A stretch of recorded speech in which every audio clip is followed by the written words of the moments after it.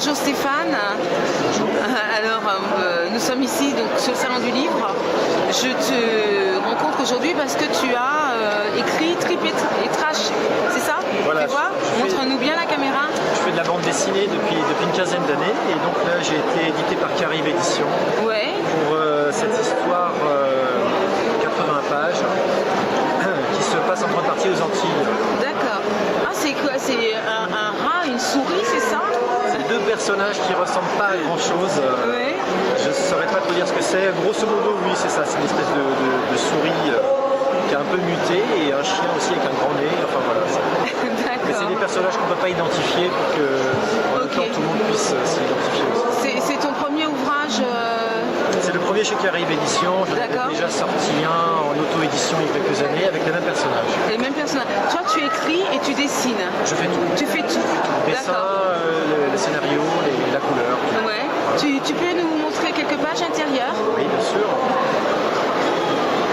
Voilà. C'est sous forme de strip, donc en 3 cases. D'accord. Monte un peu plus devant la caméra. Ouais. Ok. D'accord.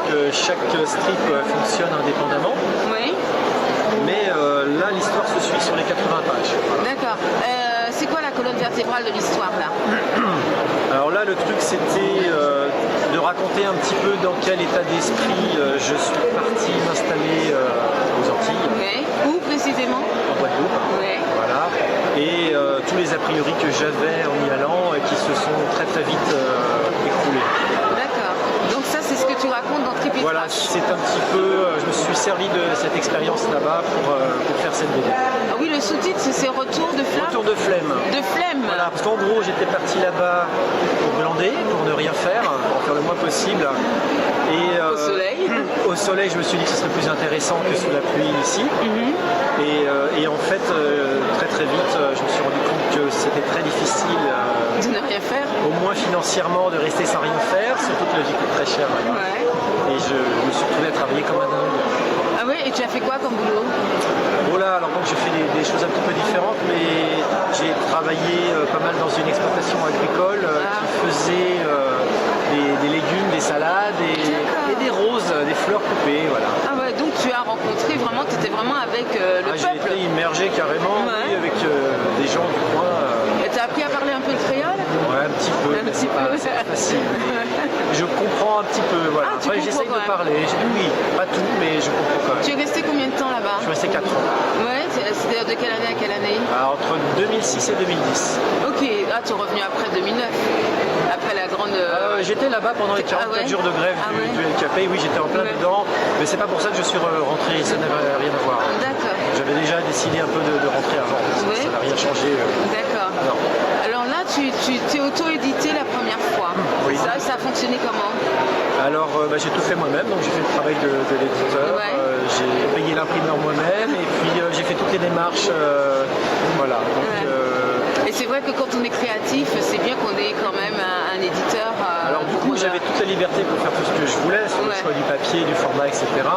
Là j'étais bien content aussi de passer par un éditeur professionnel qui puisse gérer justement tout ce qui n'est pas forcément facile et pratique à faire quand on est tout seul. Voilà. D'accord, ok.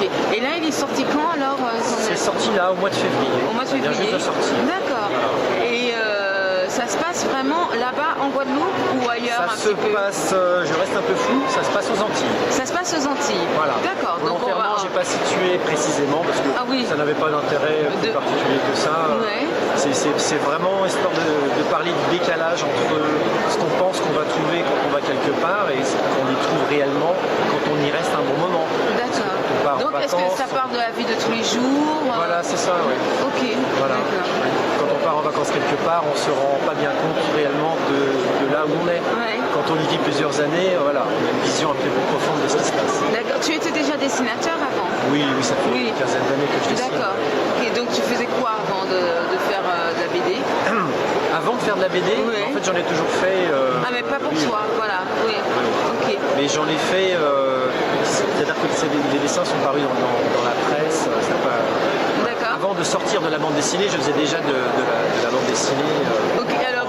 Petit format aussi, toujours en stream comme ça. Et je fais du dessin de presse aussi. Alors et pourquoi tu as travaillé donc dans le côté agricole aux Mais en Antilles, fait, donc parce pas- que j'ai rencontré ma femme là-bas, qui travaillait justement dans une exploitation agricole et qui m'a dit bah, viens travailler un petit peu, ça va te faire du bien.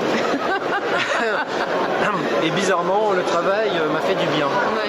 Voilà, en tout cas celui-là. Ouais, d'accord. Tu avais besoin un peu de ça, sans le savoir peut-être. Voilà, ça m'a occupé Ok. l'esprit et ça m'a amené à travailler dans la terre, Ouais. ce qui est très intéressant, et avec d'autres gens et avec des créoles, et ça m'a immergé complètement dans le pays. Alors ton ouvrage, il est destiné à quel âge? Des personnes de quel âge? Grosso modo, on peut démarrer à partir d'une dizaine d'années, hein, Ah oui, jusqu'à pas d'âge. Oui, voilà. D'accord, ok. Bon, merci beaucoup. Voilà, Et merci puis à bientôt.